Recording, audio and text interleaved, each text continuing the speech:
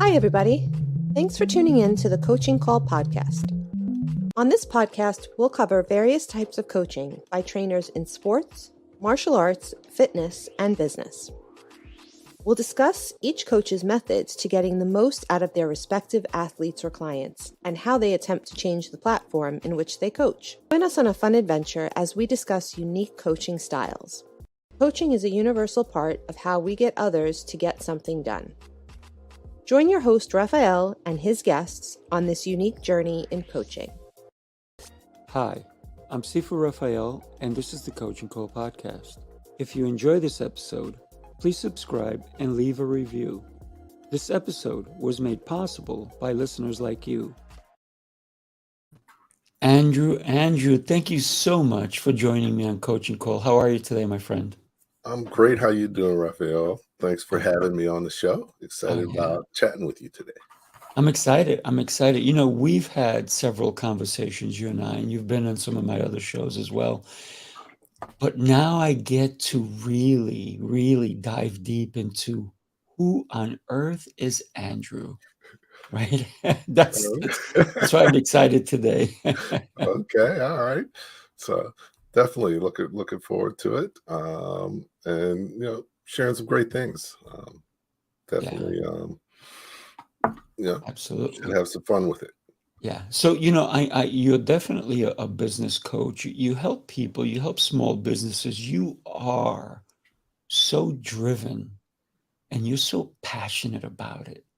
But before we get into that, I want to know where that came from. Let's go back when you were like 5, 6, 7, 8 years old. Where'd you grow up, and who would you say was one of your biggest influences back then? Okay, well, I grew up in Pittsburgh, Pennsylvania, home of the Steelers, of course, and actually had my first business in 4th grade. So No way. Ended up being a paper boy. My brother and I delivered papers 7 days a week for 5 years, Pittsburgh Press. And, that was sort of the first entrepreneurial experience. Since we knew everybody, and it snowed a lot in Pittsburgh, we actually built a snow shoveling business on top of it. So we were able to hire our friends to help shovel the snow and pay them. So, we learned about expanding and growing, and taking advantage of your relationships and the assets that you develop within your business. But we also have a history. My grandfather owned a dry cleaning shop, and he passed it on to his son and him to his son. So it's been in business for over 90 years now. And my mom used to work in it when she was a kid. Wow. That's incredible. So 4th grade, you working with your brother. So family business, if you will, right? Yep. Who was the influence, and who even started that? Was it your brother who got you into it? Is he older than you, younger than you? How is that working? Well, he's 18 months younger than me. And it might have been my mom, because she's always been entrepreneurial. She was a teacher for a lot, but when I was young, she also was a real estate agent. And she, for a period, she was a life insurance agent, and actually became the first Black female manager or whatever in the life insurance agency. Gotcha. So, so she has the entrepreneurial side as well. And, she's, been involved in leading different organizations and other stuff. So definitely picked up a lot from her as well. Wow. Incredible. So whose idea was it to even start the snow shoveling business? Well, it's like many businesses. You never know how your business is going to go, but people get comfortable with you and they tell you about other needs that they have. Right. And, we were there, we were young. They're like, we need someone to shovel our snow. I was like, we could do that.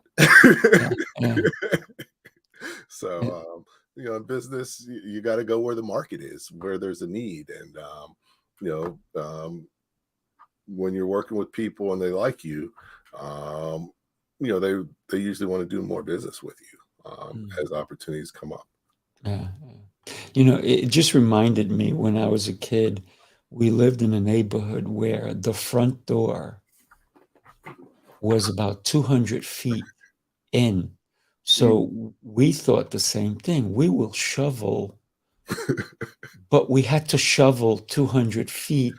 By the time we got to ring the doorbell, we were like, do we even want to continue with this? So a lot of times when we actually rang the bell, Yep. nobody was home. Mm. Nobody was home. So I'm like, oh my God, we shoveled half of their walkway to their front door. Meanwhile, nobody's home. So we can't even ask, can we do the rest of it? Leave. And then we go, okay, let's go to the next house. And we had to walk to the next house, which was not next door, literally, because there was a lot of land in between. And so we did 3 or 4 of those. And then we said, maybe we need to be in a neighborhood where the houses are closer together and Right. the walkway is not 200 feet going Right. in. So we were not in the best place to do that kind of business, but we had the idea as kids, Well, you got to try things. Yeah. And, Absolutely. and then that leads back to your target market. You want to figure out who's the best potential clients. So, a lot of times you have to try different things to figure that out. Yeah. Oh, we found that quick. We're not prepared for this one. Well, we had our friends to do a lot of it. So right. that made a difference. Yeah. I mean, we understood that shoveling, to get to the client was a long way. And we understood that if we were able to be in a different neighborhood where maybe it was like 5 feet or 10 feet, then it wouldn't be a big deal. But as kids, we didn't know how to get to those neighborhoods. So we said, okay, what else can we do? So we did other things. But, when we think of a kid who wants to do something, sometimes there's obstacles. For us, it was 200 feet of snow. Right. But as long as you're creative Mm-hmm. and proactive, you can find stuff. Right. My nephew, he sold candy to his classmates Nice. at school and made money to buy his stuff. People, if you're serious about it, you can find a way. Always. Just think about, what people need. What do you need that you want that would be nice to have? Probably other people want that same thing too. So it's just finding them. All right. So who would you say was an influence for you when you were a child? Definitely my grandfather had the business, and he worked full time. So the dry cleaners, and he worked full time. My mom, she did a lot of great things leadership wise and all. I went to a program called Urban Youth Action. So that was a great experience because they do training and develop you for working.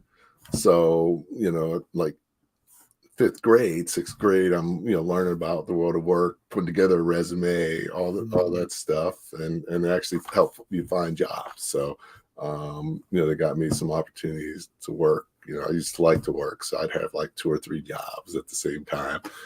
Well, so I always had money, which was nice. Nice. Yeah, it's interesting when you have people in your life who are entrepreneurs who go out and do things, because as kids, what do? We model. We model those around us. So if we have parents or someone in our lives who's doing the wrong thing, we're going to model that too. But it's awesome to hear that your grandfather had this business and the business is now in 90 years. That's incredible. That's really cool. So, yep. So yeah, no, definitely. So it's a little bit in my blood, and just seeing it and experience it makes it work you know. Right. Oh, without a doubt, without a doubt. So when we think about you growing up, you grew up in an area that allowed you, because they had this program in fifth grade, right? Unfortunately, not every school has programs like that. So you grew up in a place where they valued the youth, right? And they realized that, listen, kids need to learn work ethic. Mm-hmm. Not only do they need to get the smarts, right? They need to know English, math, science, and so forth, but they also need to understand work ethic, because that's something I believe it's kind of getting lost nowadays, isn't it? Yes, you know, a lot of people, or at least the same type of work ethic. Mm, Especially manual labor, doing basic things. Everybody likes the technology and other stuff. So, right. um, it's harder to be. But the more you learn and the more you work, just is great development opportunity, especially when you're young. Right. Yeah, without a doubt. So when you, man, at fourth grade, you're working, but you're not paying taxes, are you? Correct. Not paying taxes. The benefits of child labor. So the benefits of child labor, because guess what? I started working when I was 10 and I didn't pay taxes either. And I was making good money. At 10 years old, I was earning $100 a week Mm-hmm. for a 10-year-old. Even today, that's pretty good. I'm talking Yeah. about, man, back in 1973, I was earning $100 a day. That's a lot of money for a 10-year-old. Very, very much so. But it was great that you're able to do that. Mm-hmm. Mm-hmm. So you, at fourth grade, you're working. At fifth grade, you get into a program, and you said you had like 3 jobs. Why didn't you just chill out and do what the other kids did? It's just fool around and play games and, live off mom and dad. And why do you need your own money? Well, we weren't wealthy, Okay. so for certain things that I wanted to have, I had to, um, you know, come up with some money for it. Parents took care of a lot of the basics. Right. Um, but my mom believed in us paying for things that we wanted. Uh, Great lesson. Great lesson. One of the things that I see in that is a lot of people go into debt Hmm. because they want something and they take out their credit card and go, put it on this. Yep. Later on, that bill accumulates and Mm. accumulates. And then they see something else that's shiny and beautiful. Put it on this, right? They pull out their credit card. All of a sudden, the debt keeps getting higher and higher and higher. And because they have the shiny syndrome, right? I see shiny things, I need to buy them. So, what winds up happening is so many people don't understand the value of, if I'm going to buy that thing, I need to be able to afford it first. So maybe I save up for it. Maybe I put aside. Maybe, just maybe, I don't use a credit card. I Mhm. maybe pay cash. Or if I use my credit card at the end of the month, I pay that credit card off entirely, which Yeah. is a lesson that so many people need to still learn, even adults. Yes, yes, and even along with that, you know, you need to look at the price of everything. My wife buys stuff without looking at the price. It's like, Ooh. this is what I want, and I can't not look at the price of something and then evaluate whether I should buy it. Mm, And thinking back at those jobs, I used to make $3.35 an hour. mm, So I'm like, okay, how, you equate, okay, is this worth 20 hours of my time? or whatever. So that, it's important to really evaluate your financial decisions to make sure they're prudent. Oh yeah. When I was younger and I was making so much money, I went to restaurants that had no prices on the menu at Mm. all.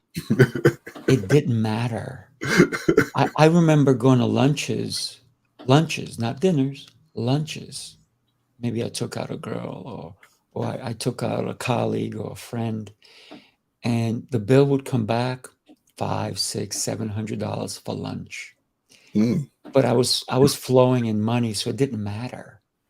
Meanwhile, we could have had just as good of a meal if it would have been $60, right? Yeah. $50 for a lunch.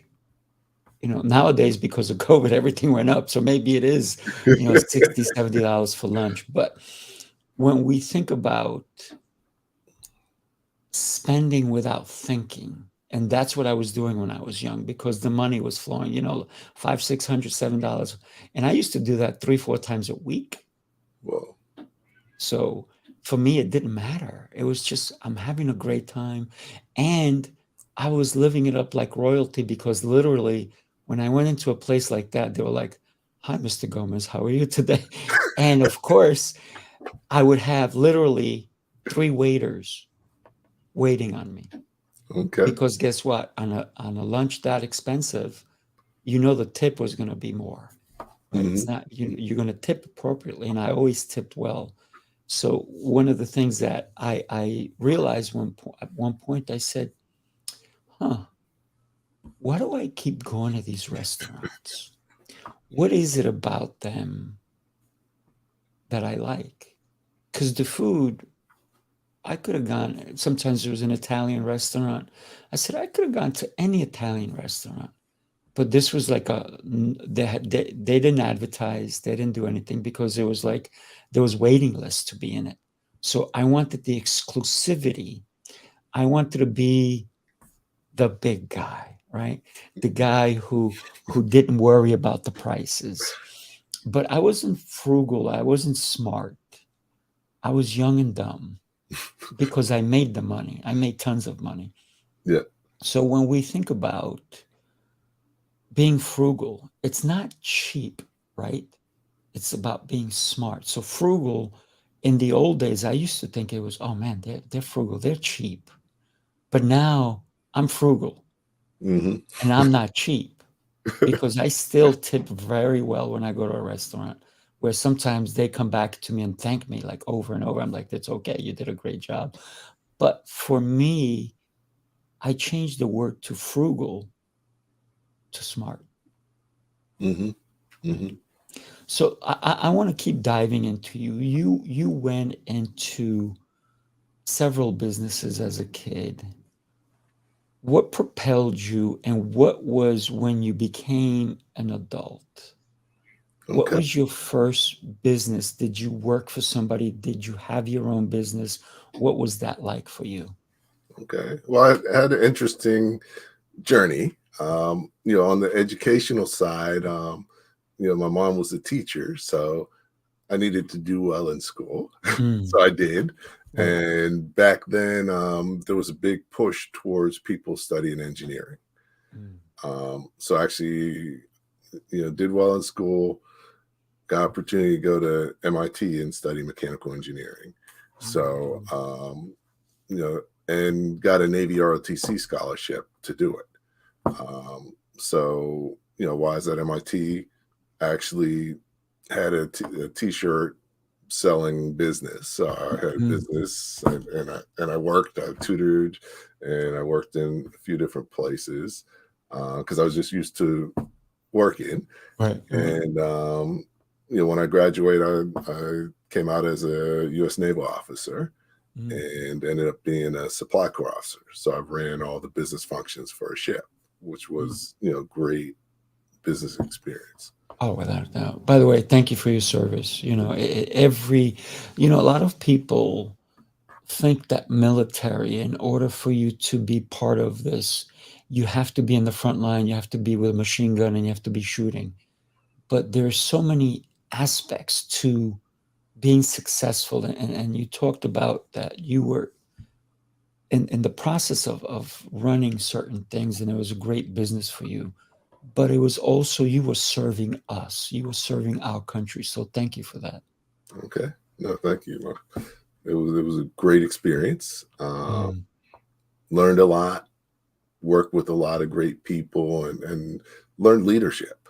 And mm, if you're going to be in business, you have to be a leader if you're going to be successful. And learned some great examples and some terrible examples, right. but was able to really carve out a leadership, skills and um, you know abilities to that have carried out through my entire life, which is Mm. So how long did you serve for? I just did the 4 years. So after I Mm. graduated, did the 4 years. Came out, worked for McMaster Car Supply Company in logistics, and actually ended up working in their warehouse. And my department, we shipped 8,000 orders a day. Wow. So just learned about operations, and they really did it well. So Mm, you know, um, you know, just built upon my experience and my knowledge, especially on the side of being successful in business. mm. Gotcha, gotcha. So everywhere you're going, you're doing the one thing that an entrepreneur does: learn. Yeah. Learn how they do it, right? Follow the good and leave out the bad, right? It's almost like you're collecting, right? You're a collector of good practices, right? Of the great things, and then the bad stuff, you're like, oh, put that aside. We don't want to handle any of that stuff. So, as an entrepreneur, because you've been an entrepreneur from fourth grade all the way up, and even in college, you have a t-shirt business, and you're tutoring, and you're doing things, and you're always helping and guiding people. When did you realize that that is your true calling? um I mean, I really like learning stuff and helping other people learn. Mm, So I think that has really come through in everything I've done.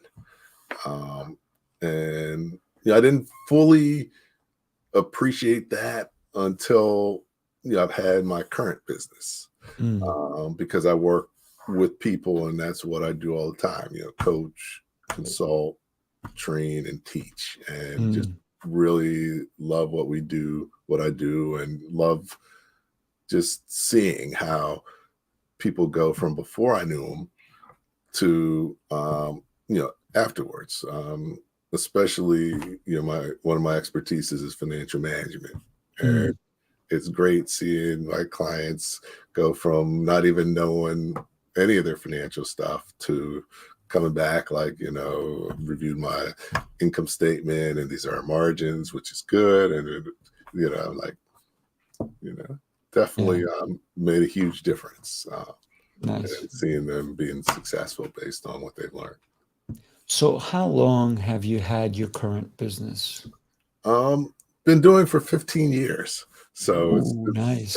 so full-time entrepreneur for 15 years. Primarily coaching, consultant, training small business owners, and work with over 1,000 during Mm, that time period, and helped a lot of them grow their revenues, increase profitability, and also get financing. right, right. So one of the things that, you always inspire me to say, let's think differently. Let's think, if we're running a business, what are the concepts? What are the ideas? What procedures must I follow to be successful? Would you mind sharing a few with us? Okay, sure. I mean, definitely working Appreciate it. with so many business owners, I've seen patterns Mm, of kind of what success looks like, and where the biggest challenges are. And I think I had mentioned, you know, uh, wrote my first book in 2018 called Running Your Small Business Like a Pro, where I talked about these key things. And, the first piece is, how did I get here? How did I get where I am? Where do I want to go? Because you have to be able to assess where you are and envision where you're going. I think the number one challenge of mostly all small businesses is sales and marketing, which is, their most important job. Many times they don't even know that's their most important job. Even if they know it, most times, most business owners, that's not what they went into business for. And they haven't really developed skills in those areas. But, that's one of the most important determinants of your success, how well you sell and market. So, that's the first thing you've got to get into and do successfully. And then beyond that, being able to manage, understand your numbers, your finances, and being able to do analysis so that you can measure what you're doing and make adjustments as necessary, because that's the only way that you can run your business rather than having your business run you.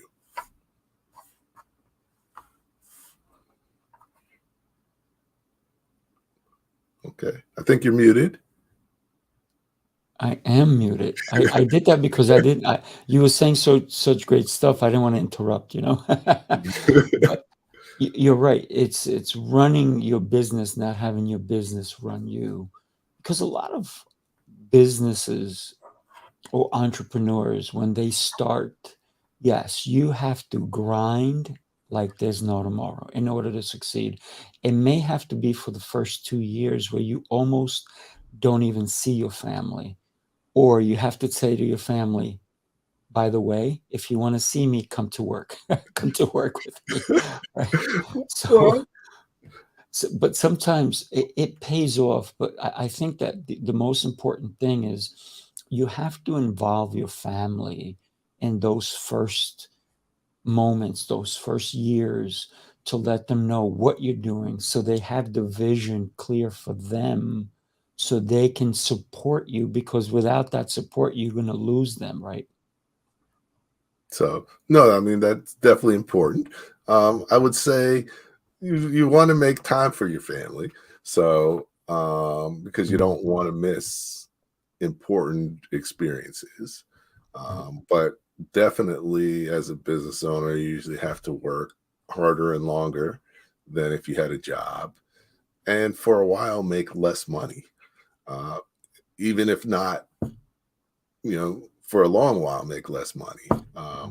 Because it takes time to build and really figure out, how to be real successful in business.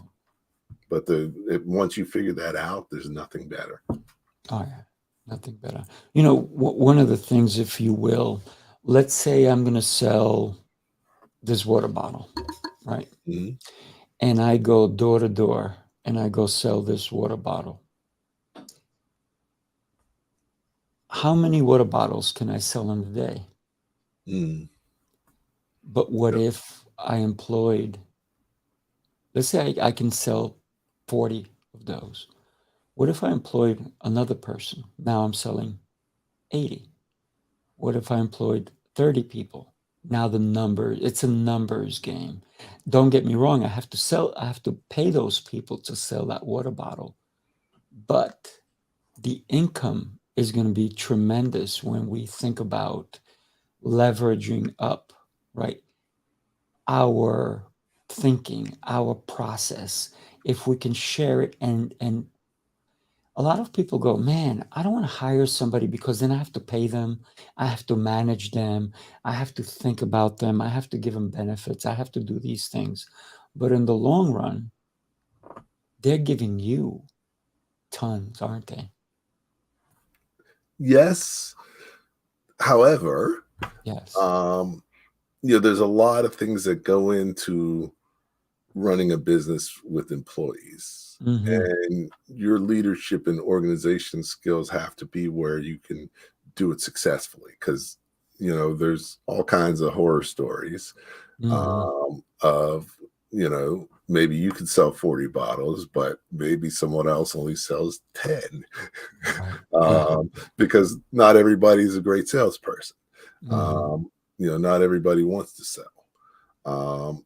And, at the end of the day, you also have to develop systems and tools to make people successful. So it's one thing for you to be able to do something, but to be able to transfer that of knowledge and expertise to other people is another thing. Okay. So, I always tell people to be cautious about, taking on too much overhead. And then, of course, you got to look at your financial strength. Many small businesses have cash flow issues. Right. So you got to be real careful to make sure that you're keeping your cash on par with what you need to do, and you have the funds to be sustainable. That is the key, to be sustainable and to have the cash. But I think also you need to, obviously, anybody that you bring in, to have the training, right? To make sure you process the training so that everybody's on board, everybody's on the same page you are. And then also to consider the fact of having standard operating procedures that everybody starts to follow, and then having protocols set in place. So if you hire somebody and they're not at their quota, then there's repercussions to that. So then, we always have to set up different guides, if we will, like to run that successful business, no matter what business it is. Is that correct? Definitely. I mean, that's the best way to do it. It does take some work. Many times business owners, that's not something they like to do or something they feel good at. So sometimes you have to get help with that. Because, as a business owner, you have to be more outgoing. You have to be, you're generally more like ideas driven, and to sit down and write and, think through some of those things can be really difficult. I saw a TED Talk once, and the guy was like, he was a professor, he did some research. He was like, 75% of entrepreneurs have ADD. So, think about people with ADD sitting down and writing out procedures. That's why a lot of times they don't have them. Right. Yeah. So, when we think about procedures, processes, even like think about scheduling, right? When do we schedule certain things in business? So there's so much that goes into payroll, HR, all these different things that definitely fall into place. Andrew, I would love to share the video, and I know you're going to be part of it. So let's take a look at Heroes Rising. It's coming up May 12th, and I'm super, super excited to have you there as well. Take a look.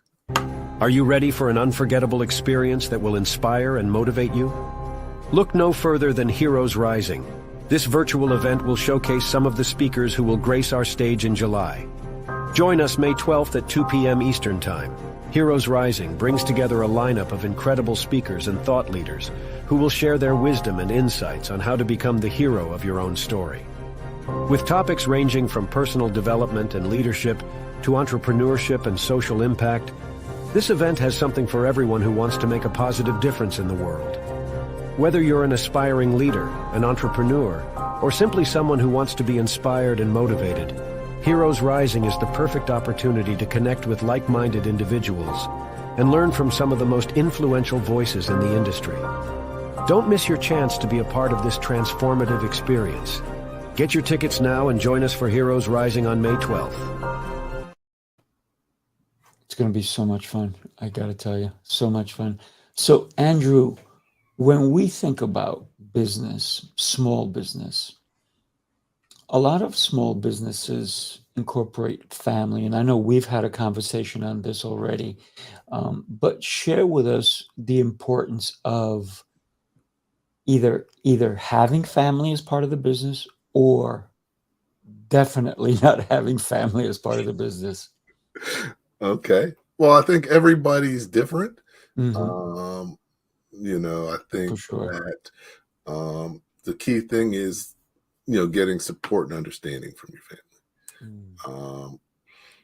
family. My wife's not really into my business at all, but she's fine with me doing what I need to do to be successful. Um, and some couples, come together and run a business together Mhm. and successfully. But what I'd say, when you get to extended family, it gets very complex. And that's why most businesses don't make it to the second generation, and very few make it to the third generation. Mm. Um, but what I've seen, one of the things that I've seen in a lot of businesses that have is the business is actually owned by one family member. Mm. There may be other family members that may work in the business. Many times they may not, but there's one family member that basically owns the whole business. Right. So, they take ownership. They have the authority to run it and manage the way they see fit. And, that really helps to, alleviate some of the major problems you run into with many family businesses, Mm. because, there's unclear um, roles, accountability, and authority. So, Without a doubt. So we if we employ somebody, let's say I have several businesses. If I wanted to bring like my cousin or my uncle or my nephew into the business, would you say it's important for me to give them a role? And in that role, to be clear as to what their function in the business is? Because otherwise, they may think, oh, it's just my uncle's business or my brother's business or whatever. I'll do whatever. He loves me anyway. So how important are clarity and guidelines and even roles in bringing a family member in? well, it should be the same with all employees. Mm. You should have a clear job description. Right. You should have measurable goals and expectations for them. Mhm. You need to have them in a role that they can perform successfully. I think it goes badly when you have a family member in a role that they're not performing successfully and they're in management, Mm. because then that leadership permeates through your organization and negatively impacts your culture. And that's something you really don't want to have. Mm.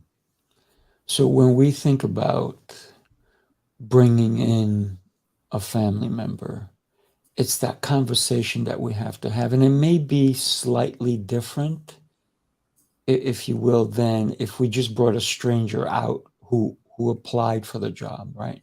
Because we may have to let them know how much we value them, but then let them know that this is still your business and you want to be successful in it. And the reason you're bringing them on is not because they're your family member, but because they're going to be able to contribute to the business. So is that an important conversation that we definitely should be having? Um, Definitely that. And um, I would even say in that conversation that, you're going to be harder on them, Hmm. because you have to set an example, because you are a family Right. member. And, a lot of businesses I've found, you know, having your family members start at the bottom Mm. and learn, the nuts and bolts of the business, and also build, um, gain respect from the other employees. Right. If you put them in a management position and they haven't gained respect from the employees, that's going to negatively impact your company in many ways. Mm-hmm. Mm-hmm. It's important what you just said, because even yesterday, I was training an employee. Mm-hmm. And while I'm training them, one of my other employees said, "Do you have a minute? I need help with something." And I said, "Sure." So I went and helped them. And I had the person I was training, they kind of looked, and I said, "Keep doing what we're doing, but every so often see what I'm doing."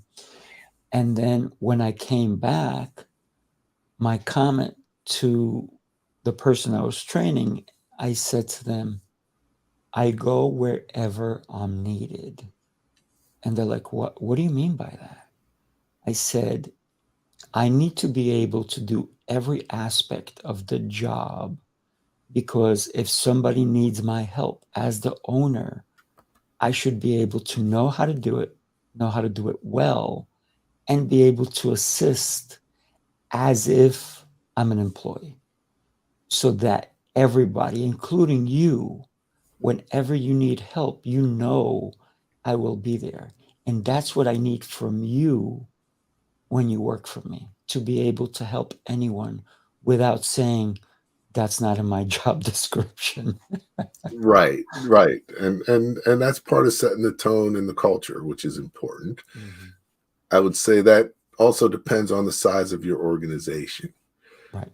because as you grow, your role needs to change, and you need to support and make your supervisors and your managers be supervisors and managers. Mm-hmm. And in many cases, that's their role now. But you're doing that for them, but they're doing that for other people in the organization. Right. I think if we can lead by example, no matter the level, no matter if I hired somebody to mop my floors, and if initially, you know, maybe the floors need to be mopped, and maybe they have a family function, and it's not my job, right? Because I hired them, I'm paying them. But what would it hurt if I said, "Hey, you know what? I'm going to help you because I have 10 minutes. I can give you 10 minutes to help you mop the floors." Mm-hmm. Are they going to value working for me compared to it's now just a job, or it's a place where I'm valued? So I think that can definitely speak volumes to that employee, saying that, wow, the boss, yes, I could have thrown anybody in there, but I said, "Hey, I got 10 minutes. I can spare. I can put Mary to do that. I can put John to go help him, but let me do it." It goes to show not only that employee, but it goes to show all the other employees that I am there for them, and they are valuable to me as the owner, but also they're valuable to everyone in the company, to be able to just be there. That's why I like that show, the Millionaire Show, where a lot of the millionaires disguised themselves and then went to do the jobs, right? To find out what their inner workings were about. I think that was a great thing. Yeah, I think it's Undercover Boss. Yes, that's the one. And Yeah, yeah, it's great. And it's funny, like most of the bosses are terrible at the job, and the that's right. employees, before they know they're the boss, they're like giving them a hard time. Right, right. But that's the only way you can really know what's going on at your company, because when you're the boss, nobody tells you things, Mm-hmm. because they're afraid or whatever. But you have to go out of your way to make sure you know what's going on in your Right, company. right. It's funny. I do that in my martial arts school. Now everybody knows who I am, right? Mm-hmm. But I throw my uniform on backwards, and I come in and I put my belt on the wrong side, and I come in and they call me Sifu, and I say I'm Saifu instead of Sifu. I'm Sifu's cousin, and the kids look at me and they're like, "What? You're Sifu?" I'm like, "No, I'm Saifu. Sifu's not here today, but he told me that you guys would help me." So now I have the students telling me what I should be doing. Mm-hmm. This way, I understand and they understand my role. So it helps them understand where I should stand, what I should be doing. And then it gives them the idea of like, I know what seafood does. But this guy, Saifu, he's crazy. He doesn't know what's going on. Let me give him a hand. Let me help him out. And it empowers the students to know the importance of my role. Mm-hmm. It lets them know, now we value seafood because this guy Saifu, I come in, I'm like, I have 2 left feet. I'm all backwards. I'm all mixed up. And they start laughing at me and they're like, oh, you're doing it wrong. I'm like, what do you mean I'm doing it wrong? They're like, well, how do you do it? And then they start teaching me. So it's pretty cool. It's not undercover boss, it's undercover master, right? An undercover instructor, if you will. And it's fun and it's challenging. And then sometimes I put my role and give it to someone else. And I'm like, you're the boss today. I'm the employee. They're like, what? I said, yeah. If the place burns down, it's on you. It's not on me. If the place burns down, it's your fault, not mine. So you're the boss today. And it kind of puts them in a different position to start really understanding their role, my role, everybody's role. Because now all of a sudden, they're no longer a manager. They're no longer an instructor. They're no longer the shop head, right? Because I also run a wood shop and so forth. So they're no longer just a worker. They're the main person. They're the person who's calling the shots. They're the person who's saying, this has to be built this way. Because I say, don't ask me, I don't know anything. Mm-hmm. So it changes the dynamic. Yeah. And it's important to develop your people. Mm-hmm. They need to learn. That's something you can do more in smaller businesses. Right. And your people are key to your success. And in a smaller business, you can't usually afford to overpay. Right. So you can make it a better work experience and value your people and give them an opportunity to, contribute and see and feel their contribution and recognize it. So no, that's excellent. Great way to learn, develop people, build your team. People make mistakes when they're learning. So that's a good way for them to be able to, make their mistakes, try stuff,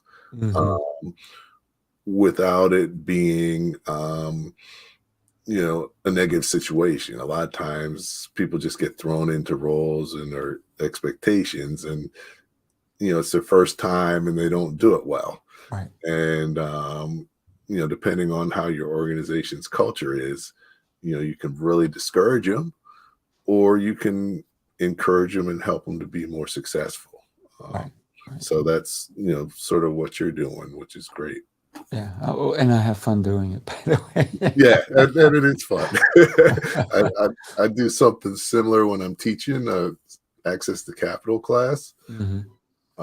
I have 3 scenarios, and I have people read them and tell me whether they're going to finance them with their own money.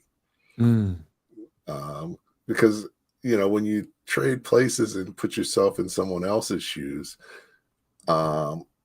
you have a different perspective, and they're like super tough on on the scenario. So I'm like, all right, now turn that around. And, when you go for financing, how prepared are you really? Mm. And would you give yourself financing based on what we did? Right. So talk to me. You talked about maybe small businesses can't pay well. Mm-hmm. So, But if sorry about that, but if they can't pay well, then how do they keep good staff? okay. Well, many times they can't afford to pay well because they don't have the same leverage Mm. um, to, generate revenues and profitability. So as a result, but there's so many more things that are valuable than money to employees. Um, the jobs you make the most money at generally are the most terrible jobs to work at. Mm. Mhm. So, not everybody values money that high. Right. Maybe you give them flexibility. You Mhm. give them the right hours. You give them something they love to do. Mhm. Some people, value leadership. Right. Some people value being left alone. So, it's important to know your people and provide um, value to them beyond just the money. Um, that makes the whole package Mhm. worthwhile to them. Right. So yeah, there's a lot of things, ways to do that, as long as you're creative. Yeah, absolutely. When we think about doing all those things and having somebody be happy at their job, but all of a sudden there's that pressure from family to say, hey, you know what? Maybe we have a new baby on the way. You need to find a job that's going to pay you more.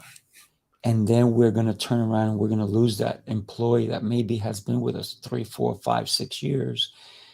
So how do we change it around and say, it's going to cost me more money to hire a new person, to train a new person, and to be at the level of this person?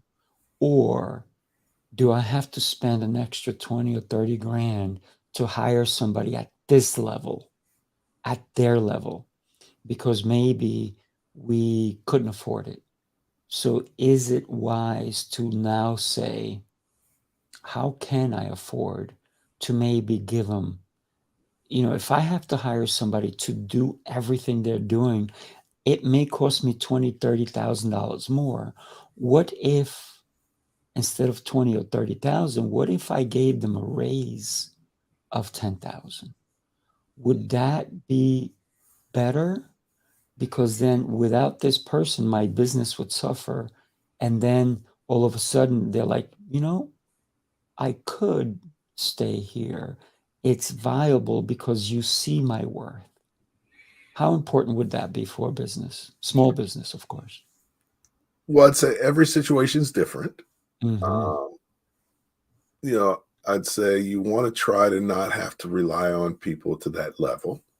Mm.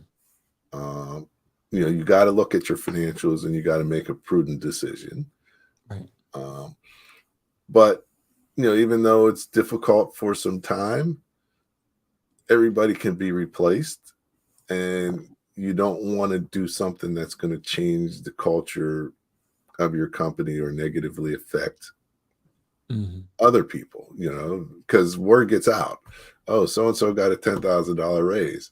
Right. I think I deserve more money. Right. So it's sort of a delicate situation, Mm. and that tests your abilities as a leader. You've run into a lot of those decisions that could have a lot of consequences one way or Mm-hmm. the other, and being able to deal with that, being able to deal with people effectively is key. But it's got to fit with your values and your culture. If that's something, normal, if they're doing something extraordinary, then it can make sense. But you got to be careful about that. Yeah, definitely. Yeah, one of the things that I've realized is that when I bring on a new hire, I let them know it's a temporary work position. They have to prove that I want to keep them. And then I let them know you may be coming in at beginning salary, but Yeah. if you can prove to me in 3 or 6 months that I need you or you're valuable enough, then this is what your salary is going to be. And then all of a sudden they're like, wait a minute, I want to work here because he's going to pay me way more than I even expected. So for me, I let them know that, yes, we have the culture. When they come in, I have snacks for them. I have coffee, I have tea, I have all these. They can have waters, they can have whatever. So they're comfortable coming in. They don't have to bring snacks. I have them all there for them. I have them comfortable. So whenever you work for me, you're going to get all that stuff. You're going to get good pay, even at entry position. But what winds up happening is they are understood that based on their productivity, they will get to this salary. Also, based on maintaining the productivity, they stay at that salary. If they don't maintain what they're supposed to, guess what? Salary goes down. And no, but I've never had to reduce anybody's salary because they understand that we're easygoing as an organization. But if you don't pull your weight, guess what? Somebody else will. So I'm not threatening your job. I'm just telling you to do what you promised. And I will do what I promised, right? So to me, that's a win-win on both situations. What are Yes. your thoughts? I mean, I think definitely that is, some roles it's a little more difficult to define it as clearly. Right. I also like that you communicate clearly so that, if someone's coming, they're on board with your culture. If they can decide before they become an employee, they can know what to expect. If it's not what they're looking for, it helps you and them for them not to come on board. And a lot of organizations hire people that aren't right for the culture or aren't the type of person who's going to stay in that role or with your company. But you haven't communicated to them what their role really is and what the expectations are until maybe after they're hired. So they can't know that, so you can't really blame them. So yeah, I mean, definitely, what you're doing is good. Definitely a good practice. Andrew, you always, every time we talk, you always teach me something. So thank you today for teaching me so much. You bring what I call exceptional leadership. And I know that you do this for businesses. You do it for small businesses and you care and you guide them. You're teaching them, you're coaching them. You're not just saying, do this, do that, do this, but you're also, I think you're investing in them as well. Am I right on that? Definitely. I sort of look at it as coach salting. I talk to people about what they maybe should do, but you also help them do it.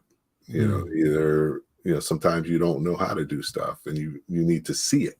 So, I'll, step in as they need it and kind of do things and show them how it works. I'll be in meetings with them and give feedback to the owner after the meeting about, how and prep them for that. So yeah, I'm definitely committed to the success of people I work with and take pride and enjoyment in seeing them be able to be more successful and run their business more successfully. Yeah, absolutely. Well, I want to thank you for today. I mean, as always, you always bring such great value to any of my shows. I mean, I'm so lucky to have you as a friend. So thank you. Thank you so much. I really appreciate you. Okay, no problem. It's my pleasure. Thanks for having me. And yeah, it's always great hanging out with you. Ask some great questions, and you're committed to sharing, important messages with people. Absolutely. Well, my friend, hang out for a minute. We're going to say goodbye to everybody out there. Have an exceptional and beautiful day. Take care, everybody.